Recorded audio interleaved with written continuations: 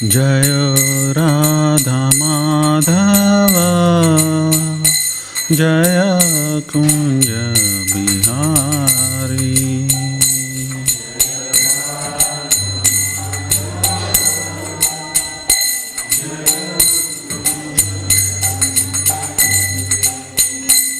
Jaya Radha Madhava Jaya Kunja Bihari.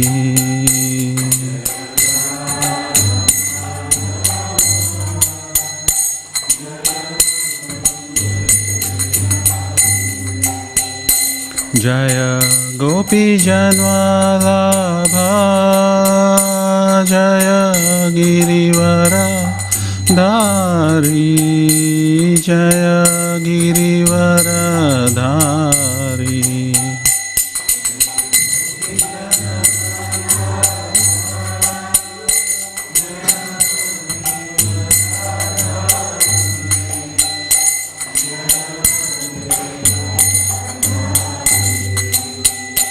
Jaya Gopi Janvalabha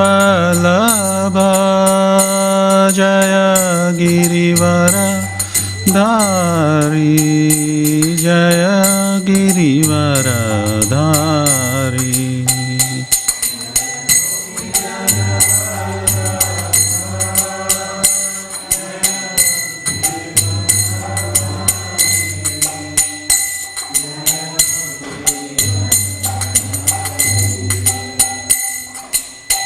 Yashodanandana Brajjanaranjana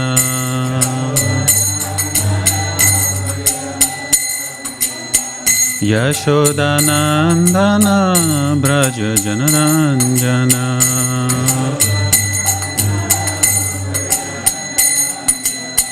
Yamunatire Vanachari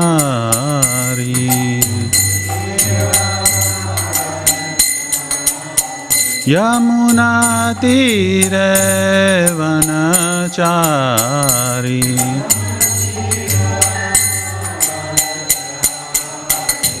Jaya Radha Madhava Jaya Kunja Bihari.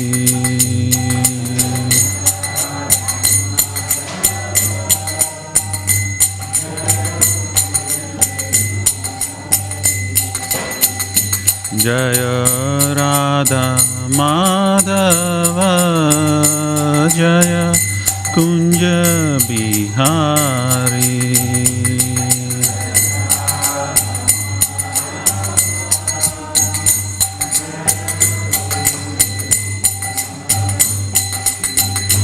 Hare Krishna Hare Krishna Krishna Krishna Hare Hare Hare Rama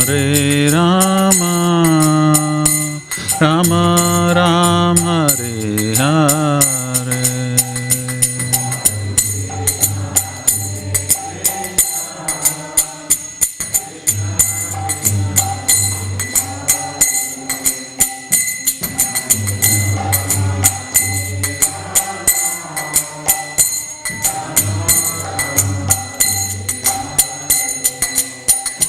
Hare Krishna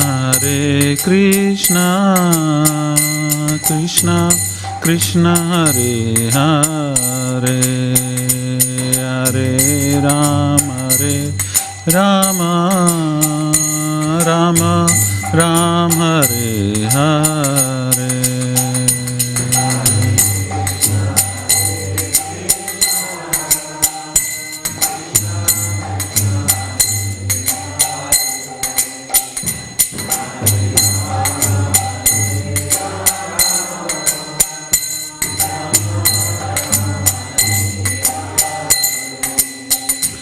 Hare Krishna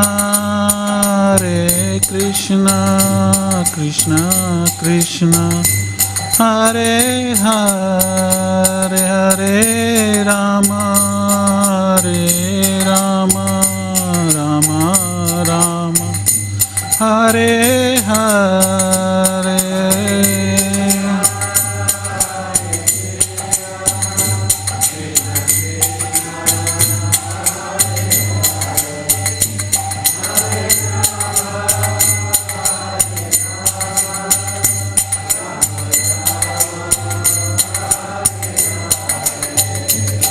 Hare Krishna, Hare Krishna, Krishna Krishna, Hare Hare, Hare Rama, Hare Rama, Rama Rama, Hare Hare.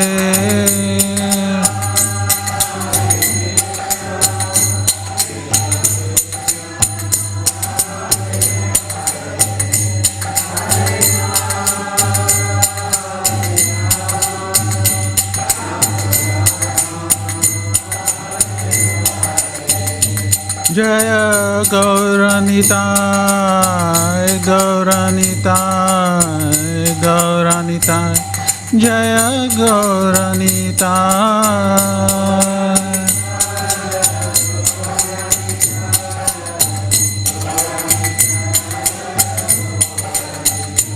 Jaya Jagannathai, Jagannathai, Baladevai, Jaya Subhadra.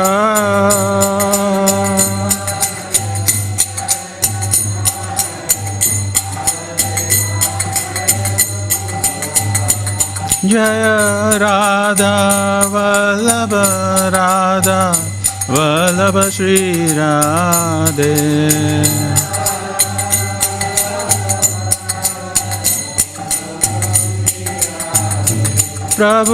Prabhupada, Prabhupada, Prabhupada, Jaya Prabhupada.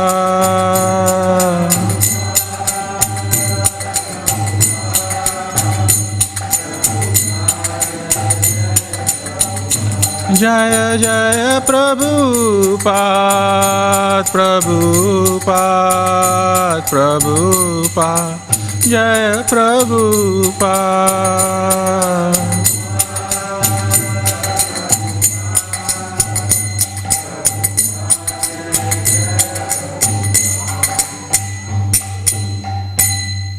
Nitai Gaur Premanande Hari Bol Srila Prabhupada ki Jai.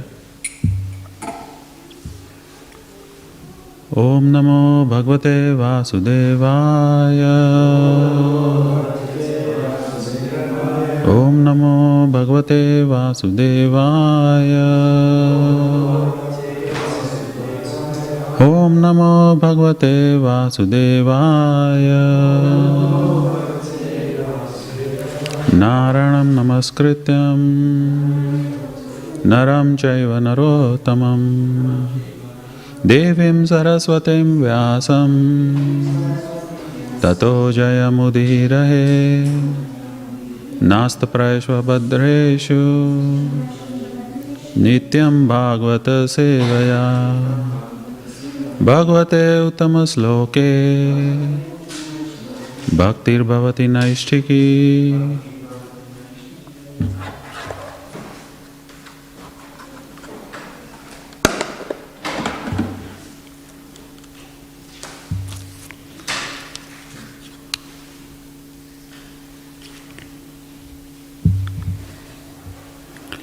So we are reading from Śrīmad Bhāgavatam, Canto 7, Chapter 8, verse 10. Dasyun purasanna vijitya lampato. Dasyun purasanna vijitya lampato. Dasyun purasanna vijitya lampato. Manyanta eke svajita disho dasa. Manyanta eke svajita disho dasa. Manyanta eke svajita disho dasa. Jitatmana gnasya samasya dehinam. Jitatmano gnasya samasya dehinam. Jitatmano gnasya samasya dehinam Sadhu swamoha prabhava kutha pare Sadhu swamoha prabhava kutha pare Sadhu swamoha prabhava kutha pare Dasyun purasanna vijitya lampato Manyanta eke swajita disho dasaha Jitatmano gnasya samasya dehinam Sadhu swamoho prabhava kutha pare Prabhus Darshan Asan Tavlampato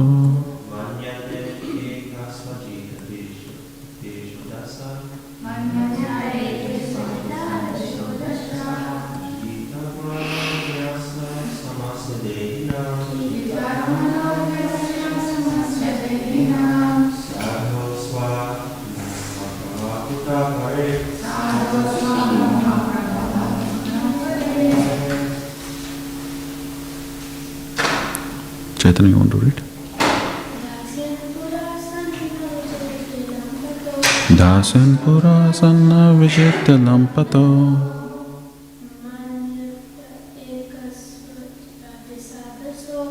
Manyanta eke swajita disho dasaha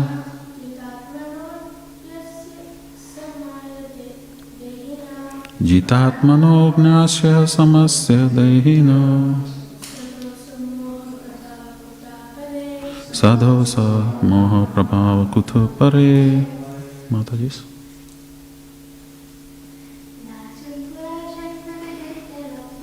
Dasyun pura sanna vijitya lampato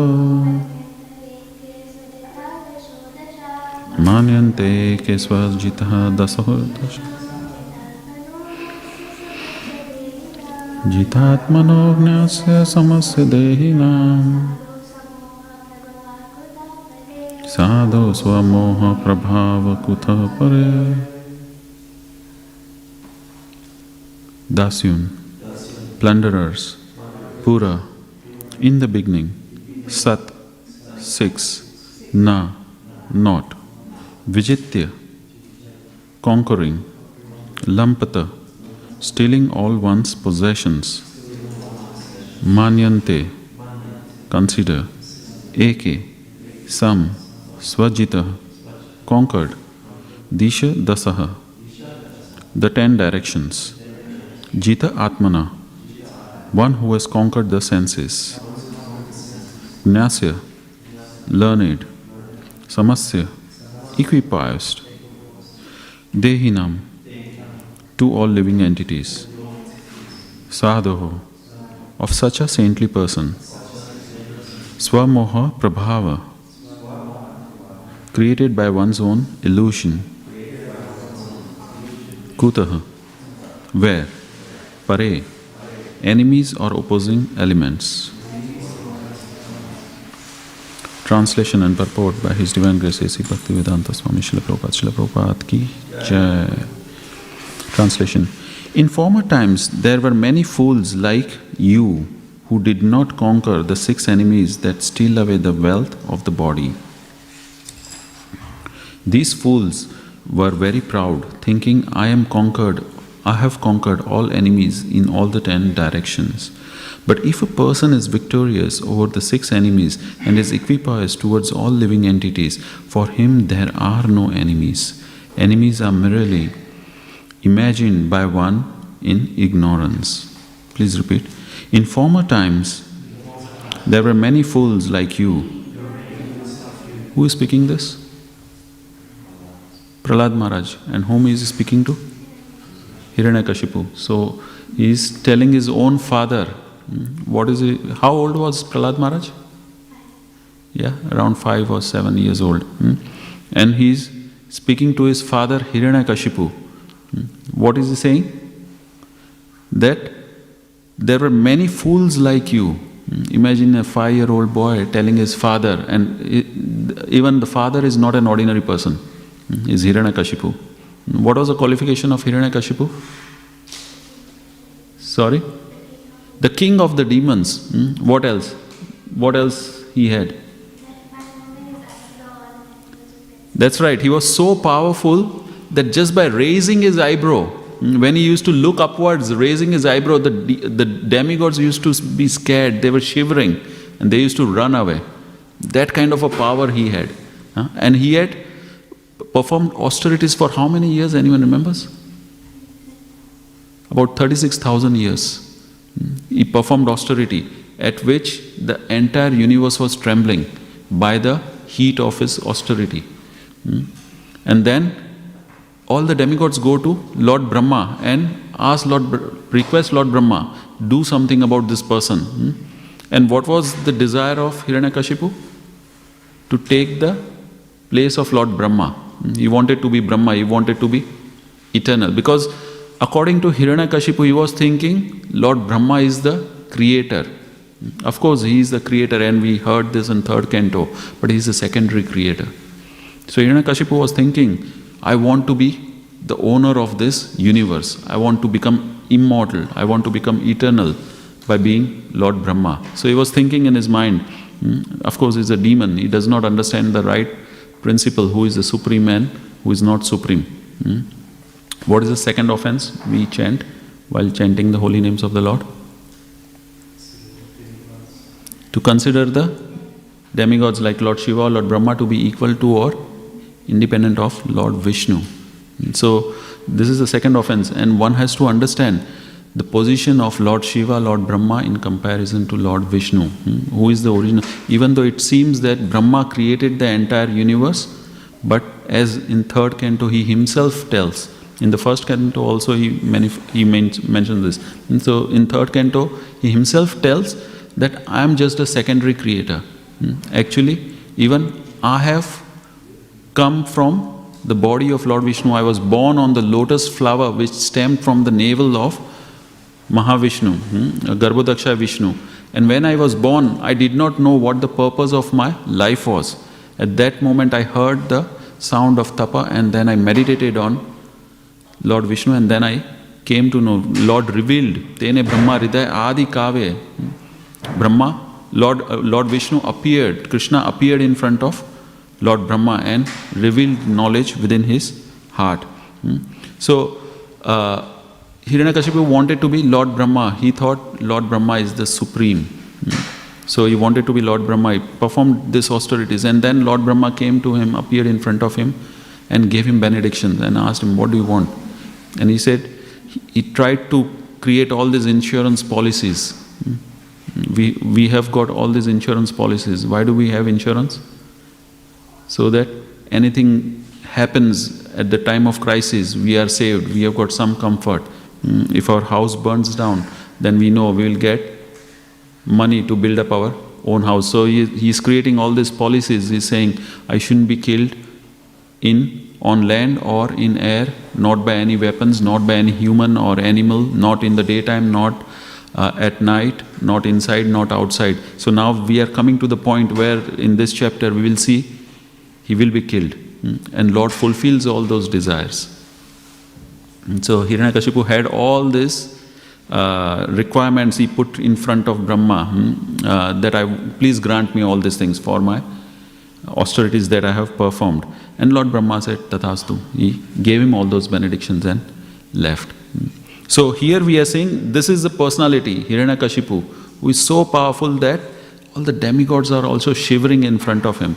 They did not even want to come. So that even Lord Narasimha, when he appears, and Lord Narasimha is fighting with Hiranyakashipu, even at that moment the demigods are not coming in front and looking. They are all hiding in the clouds and looking from behind. They don't want to come in front of Hiranyakashipu.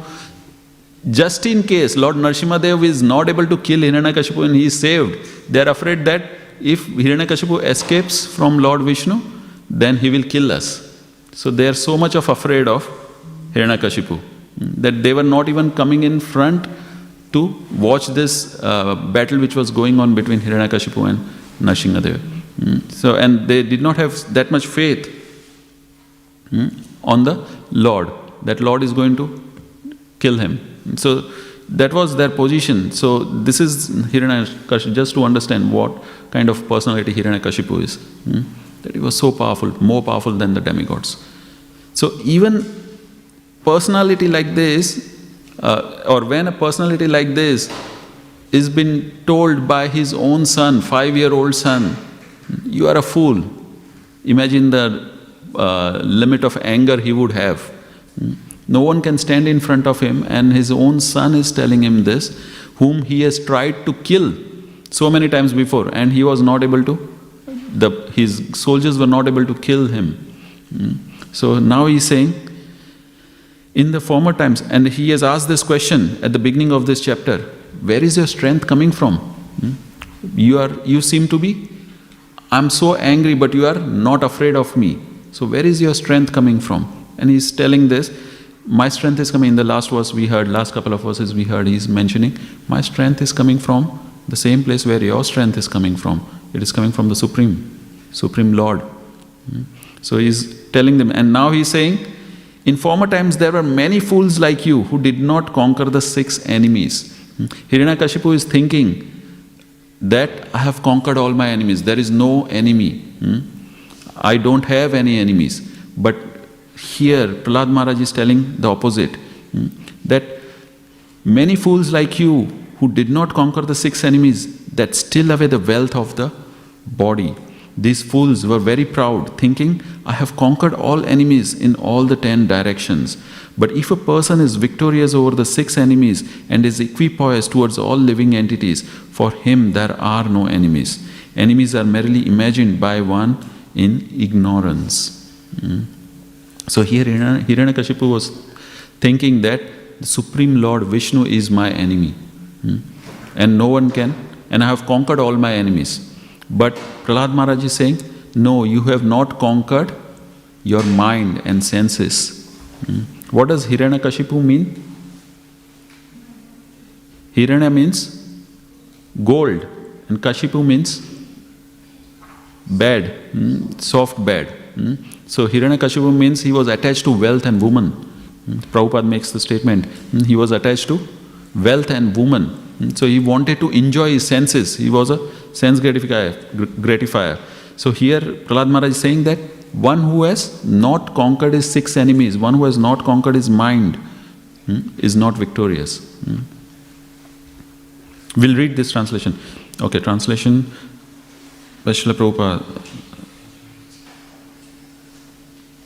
In former times, please obey, there were many fools like you who did not conquer the 6 enemies that steal away the wealth of the body.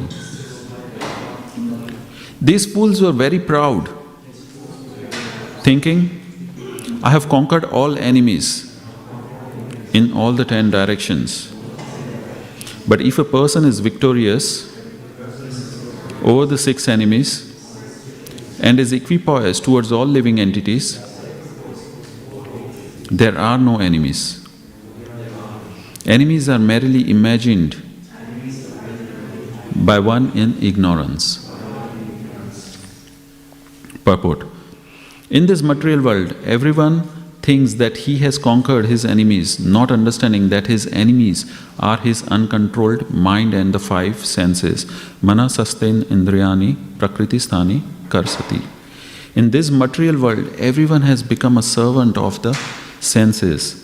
Originally, everyone is a servant of Krishna, but in ignorance one forgets this, and thus one is engaged in the service of Maya through lusty desires, anger, greed, illusion, madness, and jealousy. Everyone is actually dependent on the reactions of the material laws, but still one thinks himself independent and thinks that he has conquered all directions. In conclusion, one who thinks that he has many enemies is an ignorant man, whereas one who is in Krishna consciousness knows that there are no enemies, but those within oneself, the uncontrolled mind and senses.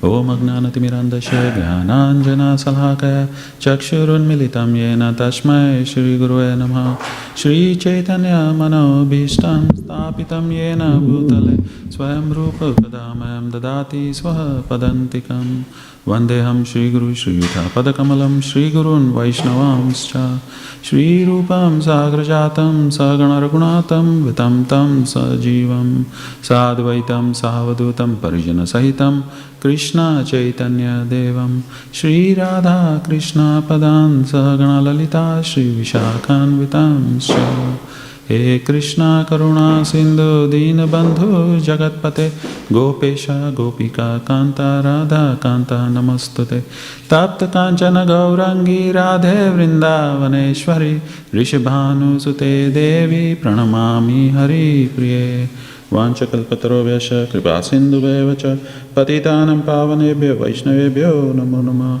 Jai Shri Krishna Chaitanya Prabhu Nityananda Shri Advaita Gadadhara Srivasadi Gaura Bhakta Vrinda Hare Krishna Krishna Krishna Hare Hare Hare Rama Rama Rama Hare Hare Hare Krishna.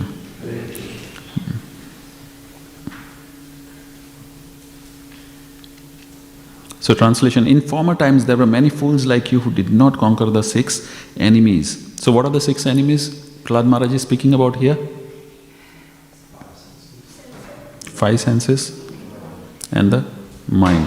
Sastain mana sastaindriyani prakriti stani karshati. The 5 senses and the mind are the 6 enemies that steal away the wealth of the body. So what is the wealth of a body?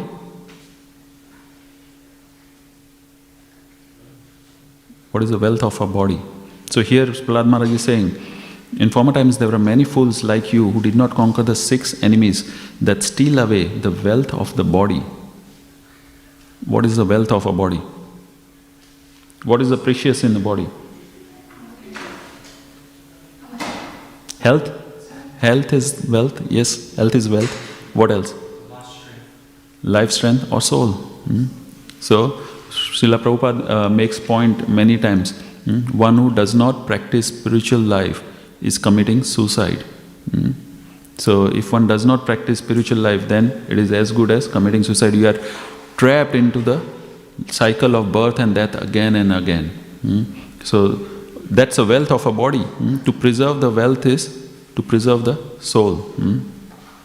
So these fools were very proud, thinking, I have conquered all enemies in all the 10 directions.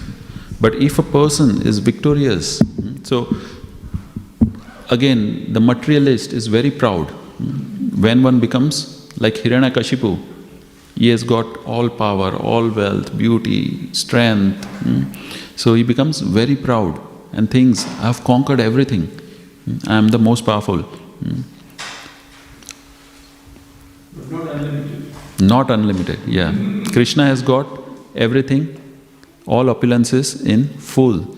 But even though materialist has got limited, but he still thinks he has conquered everything. I have conquered all enemies in all 10 directions.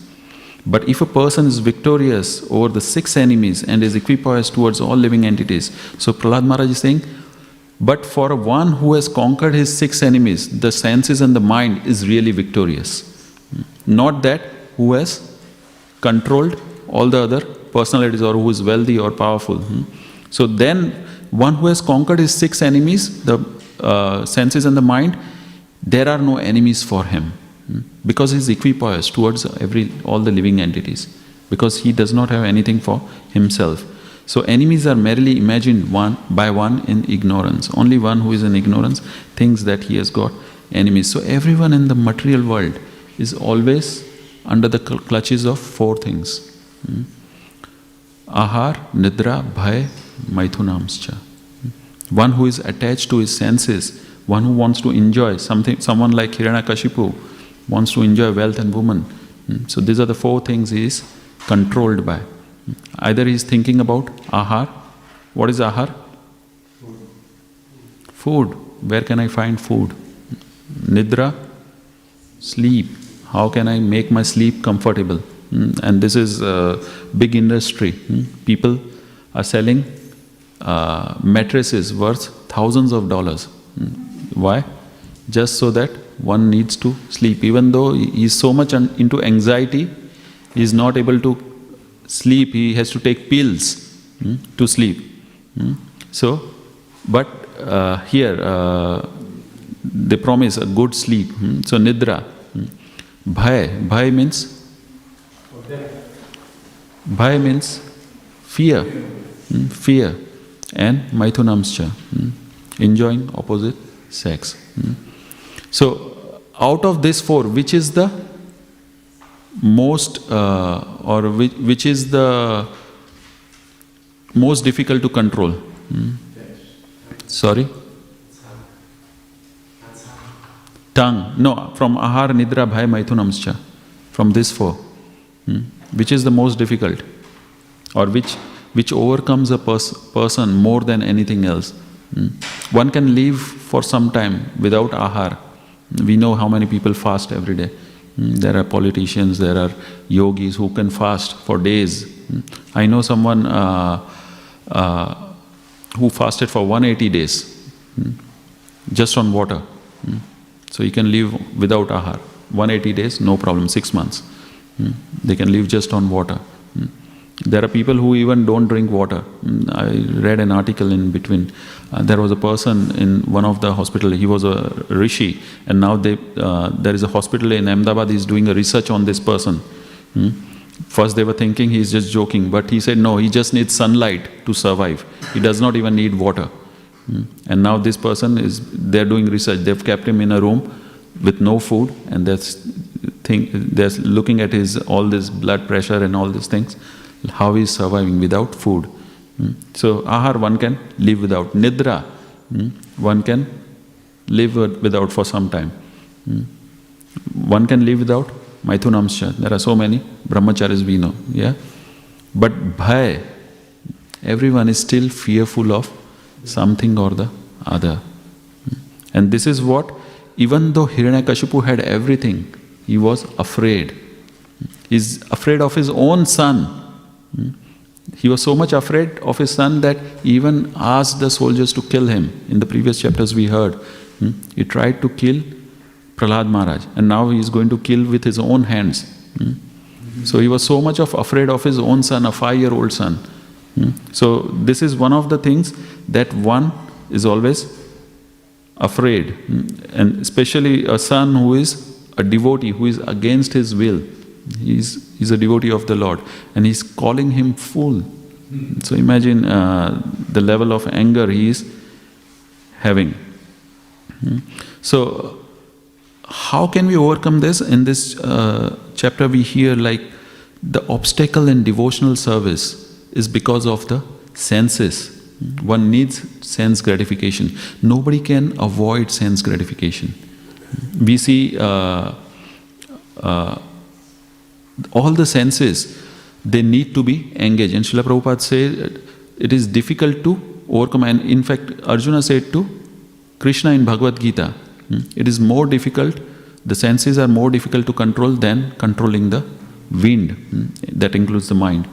So mind is more difficult to control than controlling the wind. So these 6 senses needs engagement. So unless without engagement one cannot control the senses.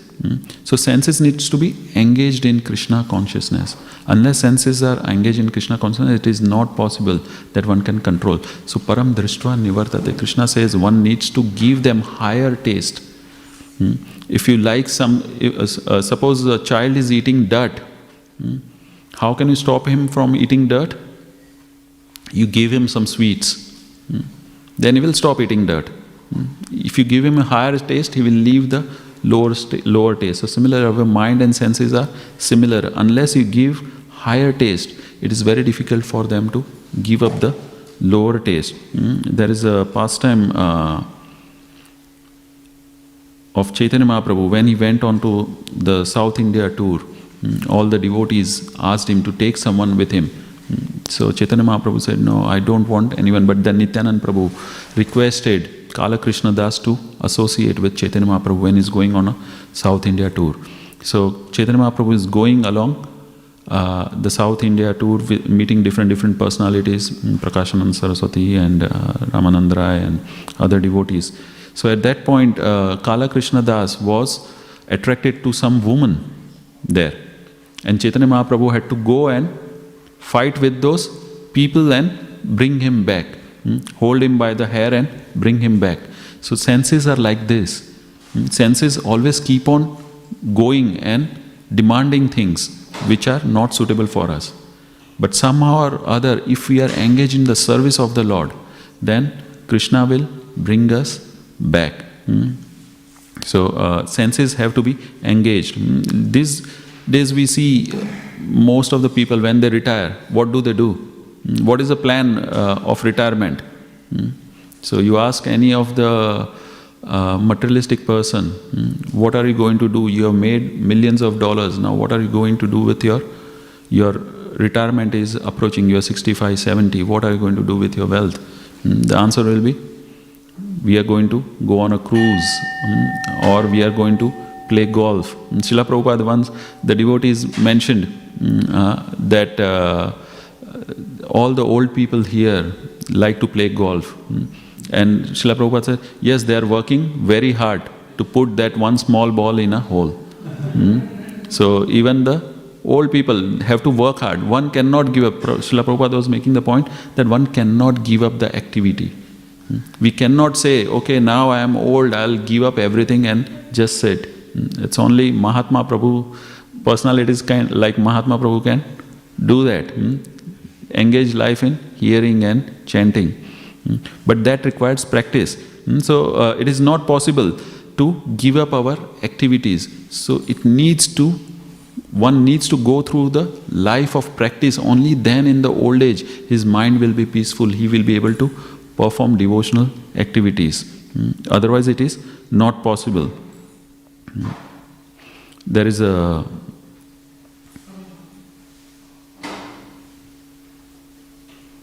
verse in Bhagavatam which mentions when Krishna was a small child, he was crawling on his hands.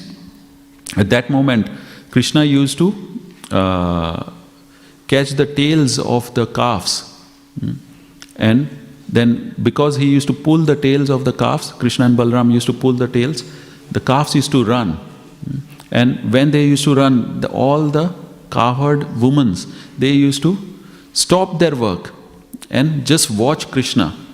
So they used to stop all their activities, and the scene of Krishna being holding onto the tail and being dragged throughout Vrindavan was so attractive, they used to stop all the work. So this kind of cessation, and Srila Prabhupada makes the point that this kind of stopping of activity and becoming absorbed in the scene of Krishna consciousness is only possible by one who is engaged in higher service of Krishna. Otherwise it is not possible to become absorbed in that scene. And there it is mentioned that there is always anxiety in the spiritual world. So it's not that once you become a devotee, all your anxiety finishes. As here we see Hiranyakashipu is in anxiety. Why is his son not under his control? Each and every one is in his control, but except for his son. So he was thinking, and Mother Yashoda and Rohini are also thinking in that way. Mother Yashoda and Rohini are always under anxiety. They are thinking, why is Krishna? How can they protect Krishna and Balaram? There have been so many attacks. Already Putna has attacked. Already Trinavata has attacked. They are trying to steal Krishna. They are trying to kill Krishna. So imagine the condition of Yashoda Maya and Rohini Mataji. So they are thinking, how can we protect Krishna? And so they are saying, Shringa Agni Dhrimstre Asvi Jala Dvija Katha Nekbhya Krida Prava Atichalau Swasatau Nishedhyun. So how can we protect Krishna from Agni, fire, Dhamstri, monkeys and dogs, Asi, swords, Jala, water, Dvija, birds. So Krishna may fall down in Yamuna. So they are thinking in all those things. Katebhya. Katebhya means thorns. So there are so many thorns. And Krida pra ati chalo. And this Krishna and Balram are very chanchala. They are not like quiet, they are very naughty boys. They cannot sit still, right? It's very hard for boys to sit still, isn't it? So Krishna and Balram are like that. They cannot sit still. They need activity. They are always running around. So Mother Yashoda and Rohini are always thinking, how can we protect them, keep them safe? And it is mentioned in this verse that they are always in anxiety.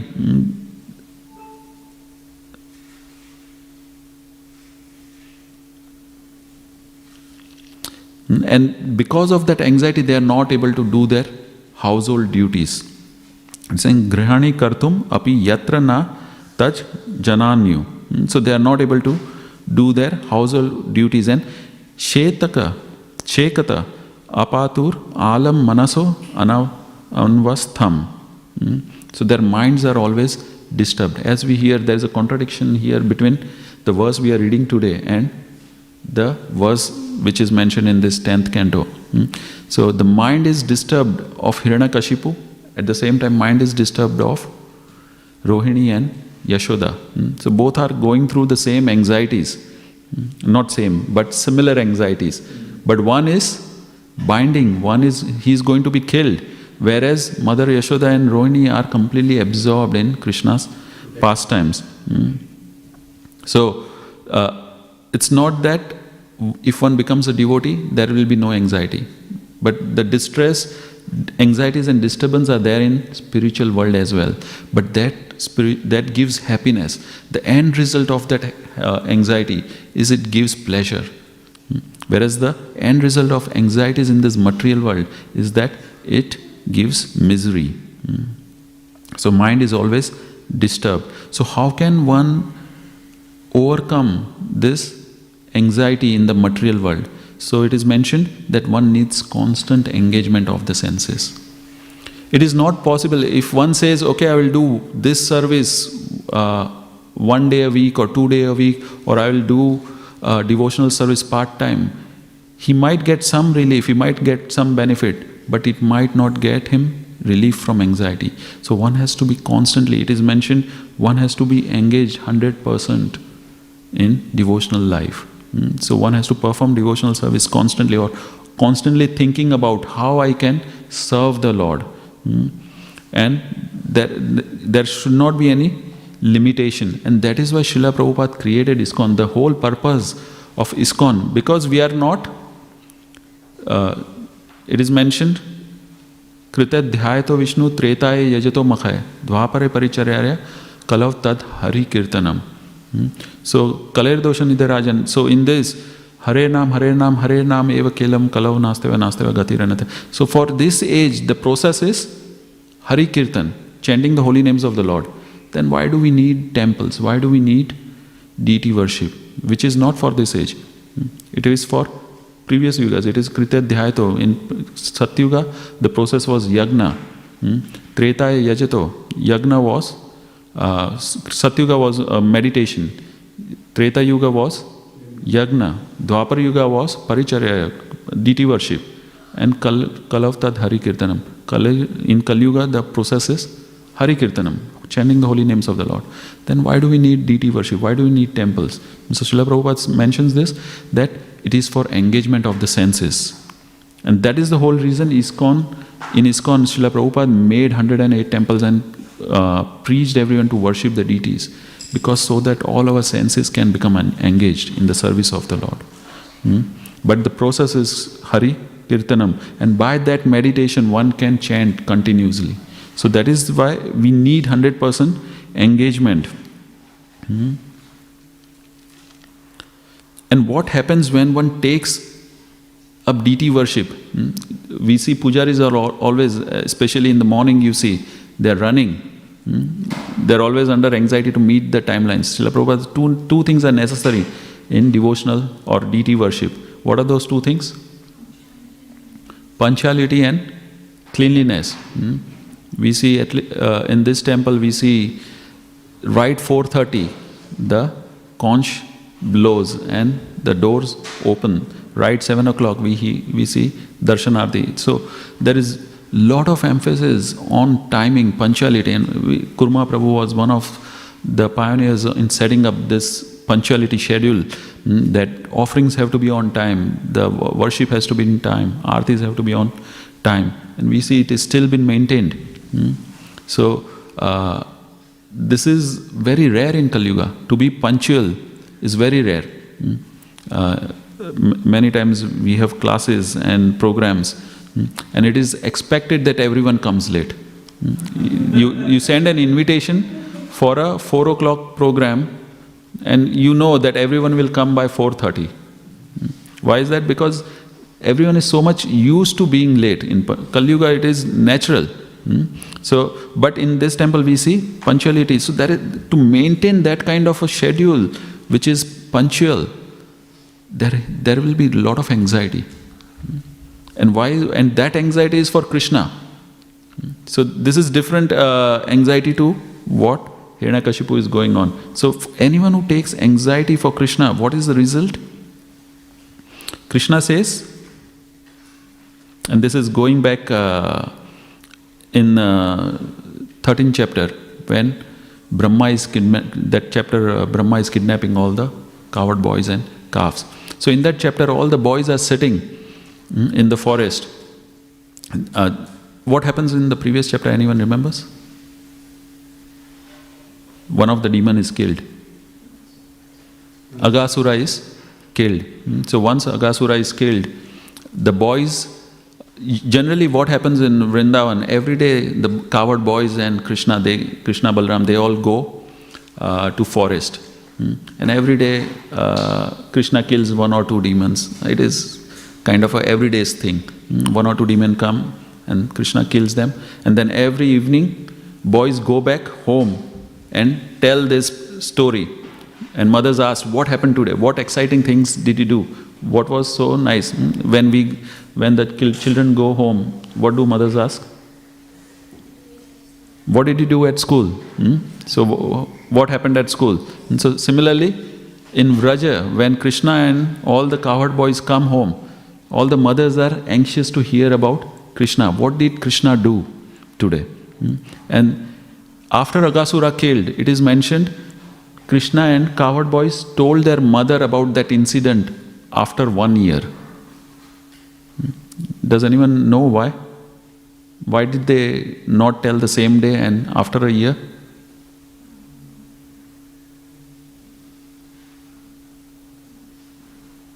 Aghasura was killed, and the cowherd boys and Krishna and Balaram and cowherd boys went home, but they did not tell about this incident for a year. After a year, yeah. Because they will get worried. They get because mothers will get worried. No, it was good for mothers to hear like, oh, this demon is killed, and everyone used to laugh and enjoy. There was one more reason. The mothers used to not take the boys so seriously, but they like to hear about Krishna. Because if they knew really demons are coming and Krishna is killing and they are attacking the boys, they might not let them go next day. But they thought the boys are, generally if the boys come home and make some stories, the parents don't take it so seriously, but they enjoy their stories. So similarly, the mothers of Vrindavan, Vraja, they used to hear all this pastime, oh, Krishna killed this demon, and this demon was huge, like a big snake rising to the sky. And of course, it is like story of a boy. Really cannot be. How can small Krishna kill such a big snake? So they never used to take it seriously, but they used to enjoy those stories. But why did they not tell about Aghasura pastime for an entire year? Yeah. Because the same day when Aghasura pastime took place, after that everyone was tired. So Krishna told, let's go to this forest, this place, and let's have prasadam that we have got. All the boys had brought lunch boxes with them. So Krishna took them and everyone was eating food, lunch there. At that moment the calves just wandered around in the forest. And Krishna, and this whole Brahma Vimon Leela takes place where Brahma kidnaps the calves and the cowherd boys. And then Brahma gives them back after a year. Krishna replaces all the calves and cowherd boys with himself. He manifests himself into so many cowherd boys and calves for the entire year.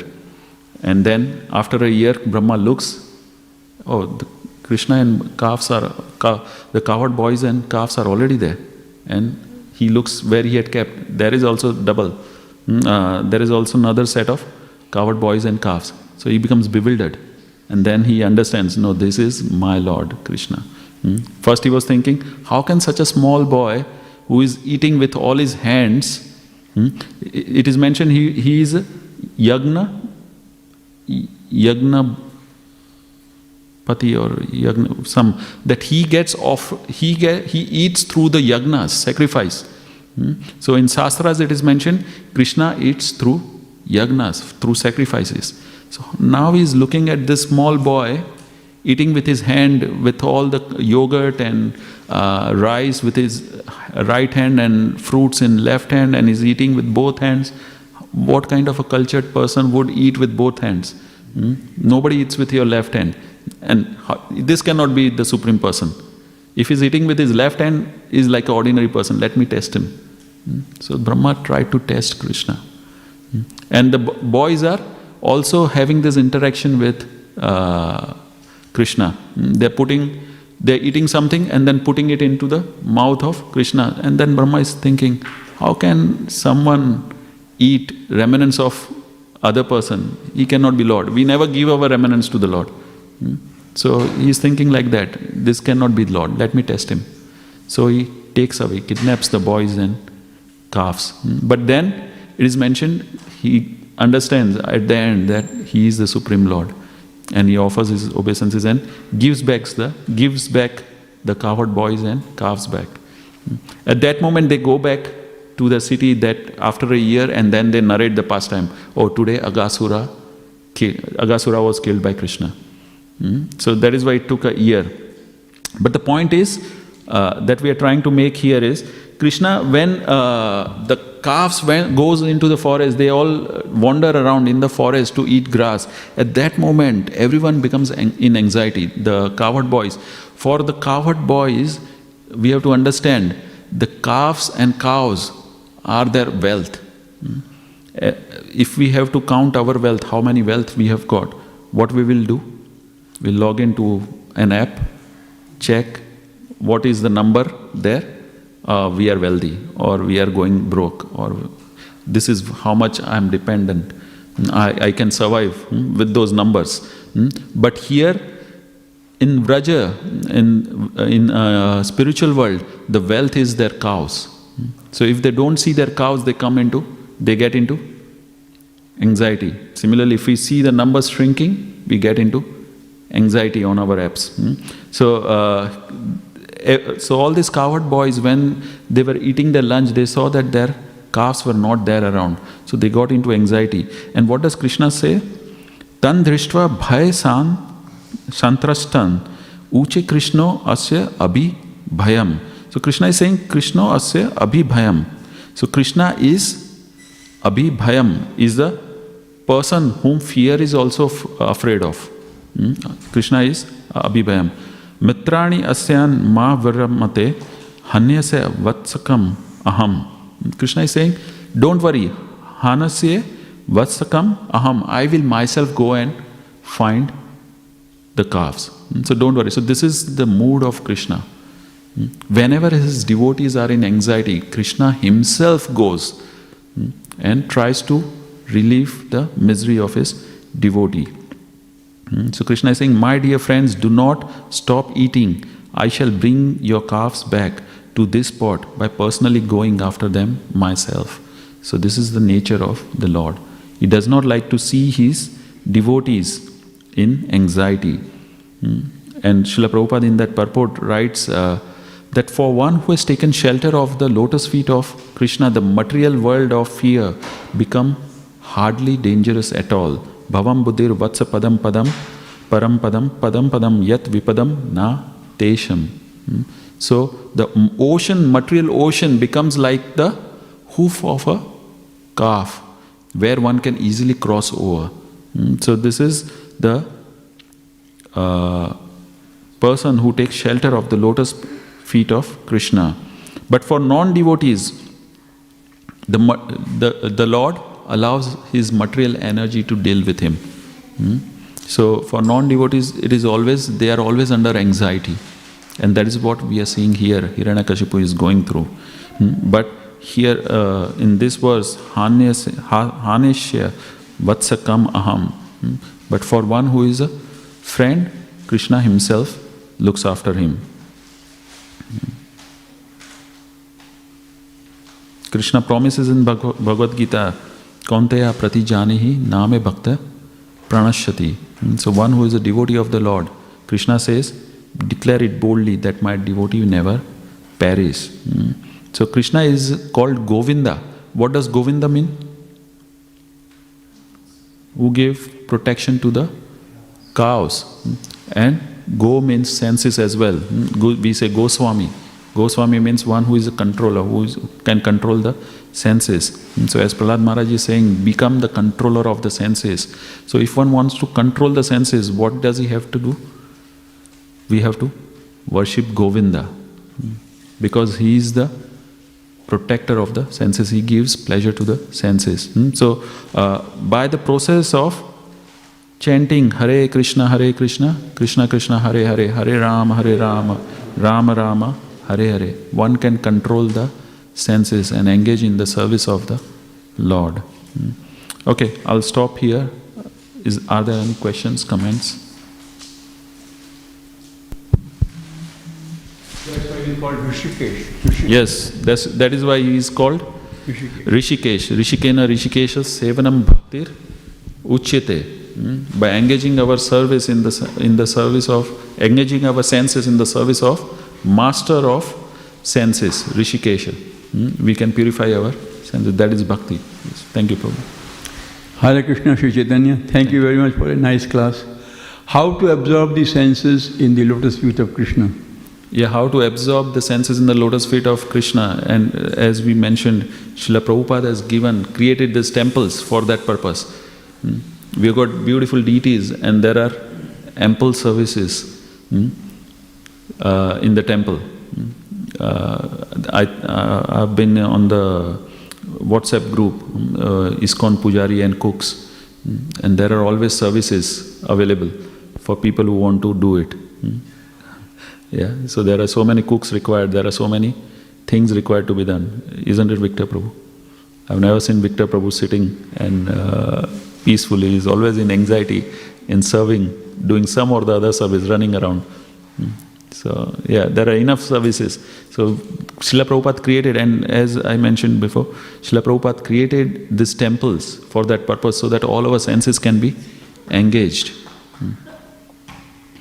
Yeah, thank you, Prabhu. Any other questions? Yes.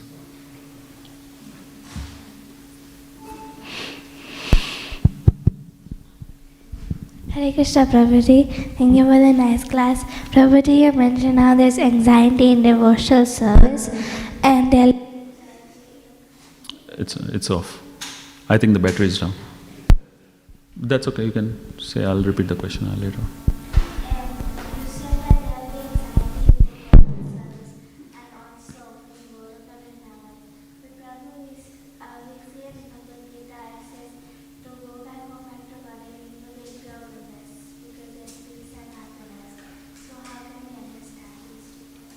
Yeah, so how can we understand that there is anxiety in the spiritual world as well as in the devotional service? But in Bhagavad Gita it says one has to be in the mode of goodness. So to be in the mode of goodness, one has to be peaceful. So this is, it seems contradictory, but it is not. Because as we heard in this Leelas that we see, when devotees take anxiety for Krishna, ultimately Krishna gives them peace. Krishna says, don't worry about it, I will do it. There is another pastime I wanted to mention, but when Rukmani is kidnapped, at that moment Rukmani is very much in anxiety because Krishna and Balram are alone, and Krishna, Yadu, small army is there. But there is Jarasandha, there is Sushupal, and all the kings were present, and all their armies were chasing Krishna and Balram, and Krishna and Rukmani basically, and trying to, everyone was showering their arrows. It was like a ocean of arrows coming towards them, and Rukmani becomes disturbed. And then what does Krishna do? Krishna just smiles at Rukmani and tells, don't worry, all these people will be killed by your army. Krishna has just met Rukmani, and taken her on the chariot and leaving, and Rukmani is under anxiety. And what is he saying? They will be killed by your army. What does that mean? Immediately, as soon as one surrenders to Krishna, Krishna becomes completely his. This is one of the natures of bhakti. Characteristics of bhakti is Shri Krishna Akarshani. Krishna becomes attracted to the devotee, and Krishna gives everything to that devotee. And when you have got all opulence, all wealth, all strength, all fame, all beauty, all renunciation, unlimitedly, you will not have any anxiety. So you will be peaceful. So this is how immediately Rukmani's anxiety went away. So this is, we have to understand, when one takes anxiety for Krishna, ultimately he becomes happy and peaceful. So anxiety in material world is, it gives you all those blood pressure, headache, stress, diabetes, and Prabhu can name more, stroke, yeah. But anxiety in spiritual world gives you happiness. Sandrananda Visheshatma. The last two things that develop, that is the characteristics of devotional services, Sandrananda Visheshatma and Shri Krishna Akarshani. One becomes unlimitedly Sandrananda Visheshatma, unlimitedly condensed bliss, and Shri Krishna. Krishna becomes attracted to that devotee. Yeah. So there is a difference between material anxiety and, so even in the mode of goodness, you can have some kind of anxiety, but we need to be above the modes. So we see all the devotees here in Braja, they are not in even mode of goodness, they are in the transcendental platform. They are above the modes. Yeah. Thank you. Okay, we'll stop here. Granthra Śrīmad Bhāgavatam ki Jai, Srila Prabhupada ki Jai. Thank you all for coming.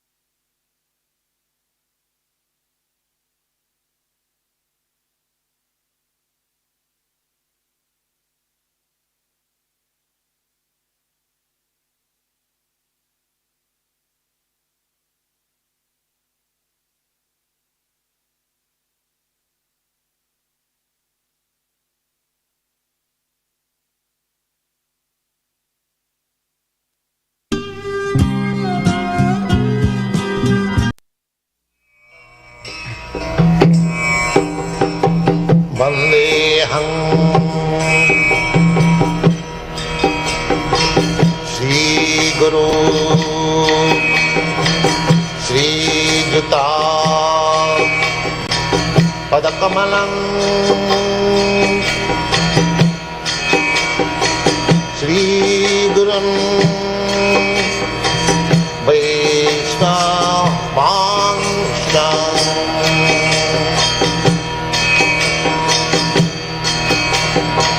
Sri Rupam Sakrajatam Sahagana Raghunathanvitam Swam Sajivam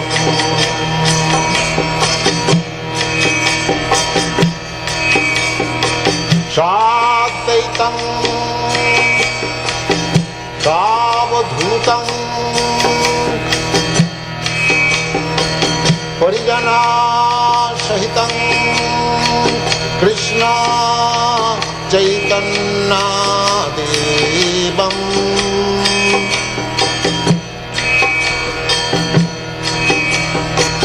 Sri Radha Krishna Padan Sagana Lalita Sri Vishakhanitanscha